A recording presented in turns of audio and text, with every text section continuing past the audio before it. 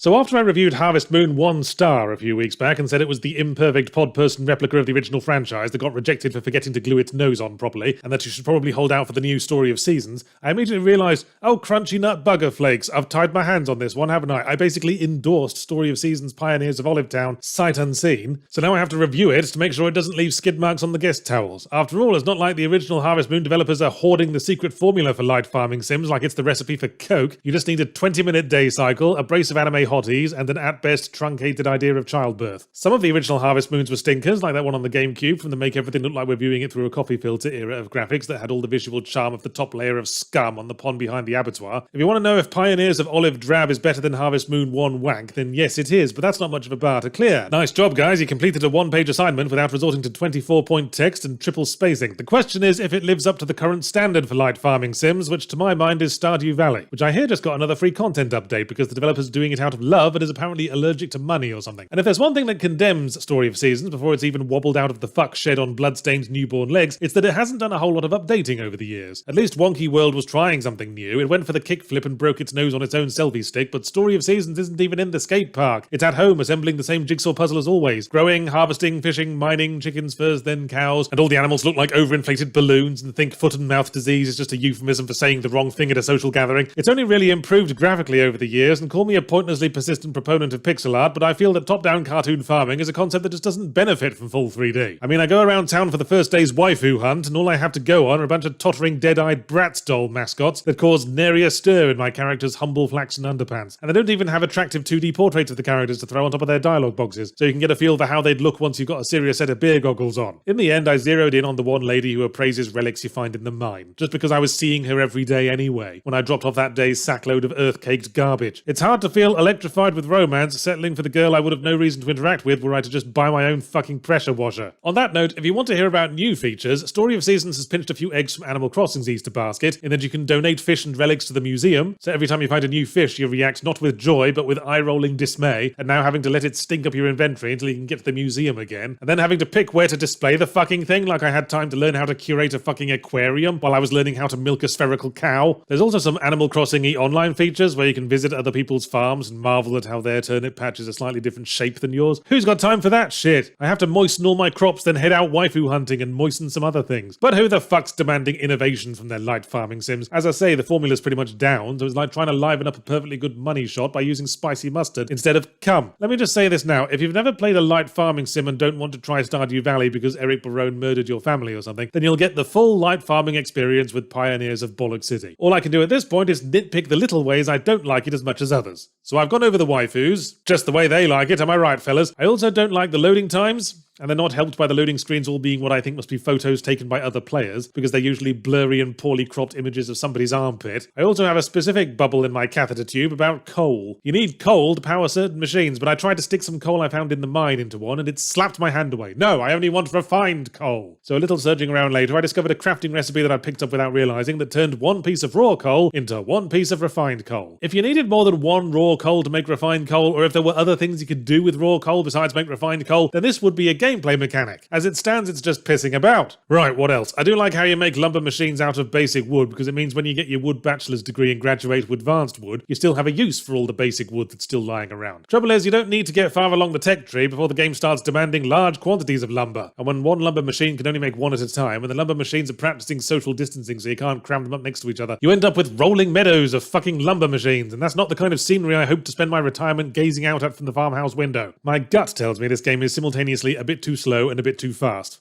Does your gut want to clarify that, Yards? Well, I don't want to push him. We had Mexican last night. The days might be a touch too long because I keep running out of things to do, but at the same time, stuff seems to respawn a bit too fast. I guess we need the trees since we go through lumber like a termite colony under an IKEA warehouse, but as my farm expands, I feel like I'm spending half the morning holding the weeds back. Also, I feel like development happens too fast early on, and not because I'm working hard. I'd upgraded to both iron tools and silver tools before I was halfway through the first spring. And I didn't even have to pay for a chicken coop. There was one already there, complete with one free wild chicken that was leaning against the wall, ready to go tame for the first passing farmer to pat it on the head, and it's only their blind luck that I didn't happen to be setting up a teriyaki restaurant. So you're more emotionally attached to something you've had to wait for and put a bit of work into, I suppose. That's why I've started putting on oven mitts to jerk off.